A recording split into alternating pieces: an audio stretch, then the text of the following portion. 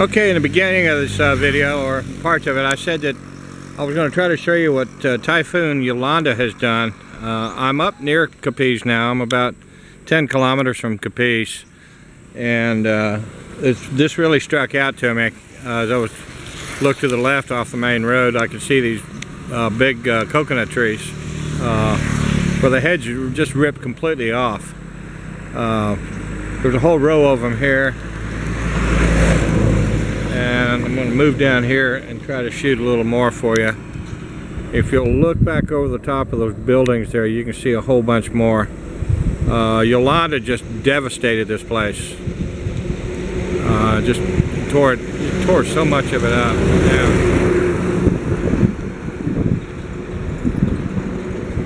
But thank goodness the rice fields are intact. I mean, they lost a lot of crops with the flooding. You can see we've got a pole in the ground here, ripped out, and then here's a new one here. This was put up since Yolanda, and I'll have to give the Philippines credit. They did a great job of coming through here in a short period of time and getting these poles replaced. There's an old wooden pole that's still up that wasn't affected, but when they replaced these poles that were destroyed, they went back up with steel, and they went up with some pretty heavy anchors. But they did a great job. And while I'm walking on the side of the road here, risking my life and limb for you guys, I'll walk across the street and show you this beautiful sight. Look at these rice fields. This is gorgeous in here. It's kind of like a little paradise on its own. With the tall mountains in the background, you can see the palm trees, or the coconut trees and the palms growing out of the mountains in the back. And this is all near Roxas.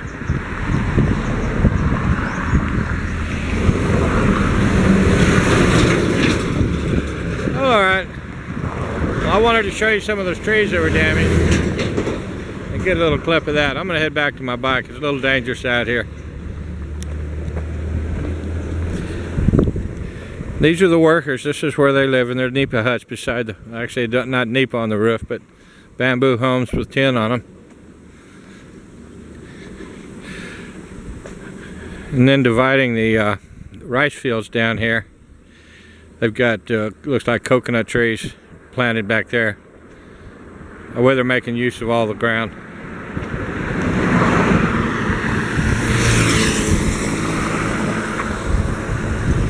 Well, I made it to Roxas City. I've got two different ways to come in here. The signs had you go two complete opposite directions, but both roads lead into Roxas City.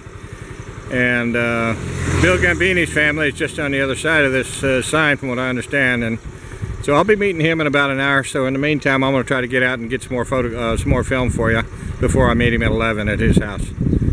All right, y'all hang on, sit tight.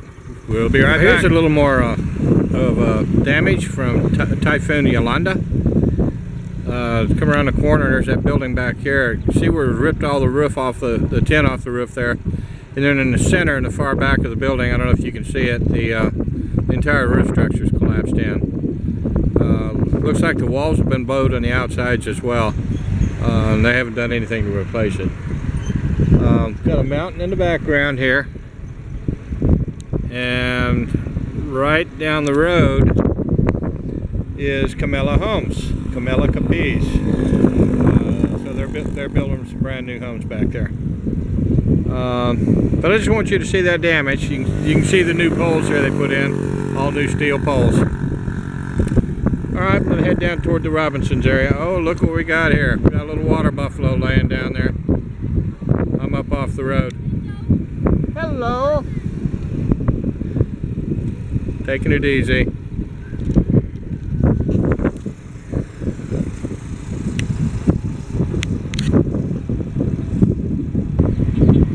Just as soon as I got on the road to head in toward Robinsons, I've noticed to my right, and there's this gigantic statue. It looks like it's probably every bit of 200 foot tall. And you know, in the Philippines, they do everything in concrete or cement. And there's a statue of Jesus mounted clear up on top of that mountain. I'll try to zoom in on it for you. shows you how strong the Catholic tradition is here in the Philippines.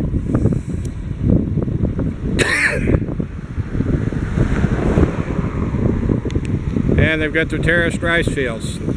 They don't have flatland, so they terraced it. They make use of everything here.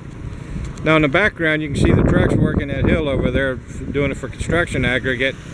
And on the other side of the road they've got fish ponds, and those fish ponds were dug out for this construction company, it looks like. So once they dug deep enough to get all the aggregate and the sand that they needed for the concrete, they used the pits, the sand pits, for fish. So they make fish farms out of them. Again, nothing gets wasted here. All right, I've gotten in close to the downtown Roxas, and you can see all the linemen up here working. It looks like telephone and cable. And they had a massive fire here just recently. They're still cleaning up here. Didn't hear about this one in Roxas. But what happens is they've got all these houses together, so close together, and open wiring and dirty kitchens where they cook with charcoal inside the house. And it's hard to once these things catch on fire, they go real fast, because a lot of times they're just built with scrap wood, and so the wood is real dry. And from what I can see right here, the fire went on for about maybe another 200 yards. It could have taken out about 40 or 50 homes right in through here. Telephone poles are charred. The guys are putting new wire up here right now.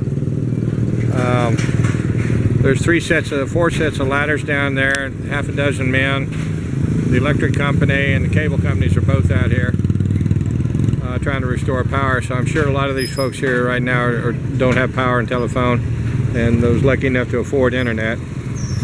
But I saw this on the side of the road, thought I'd just give you a quick shot at it, and I'm going to head on back down to Robinson's. Well, I made it into downtown area, still trying to find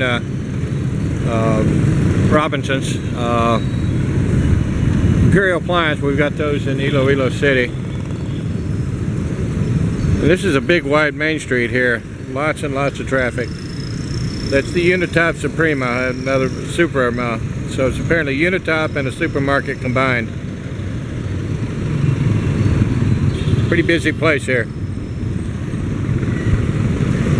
More pawn shops and more businesses in the back there.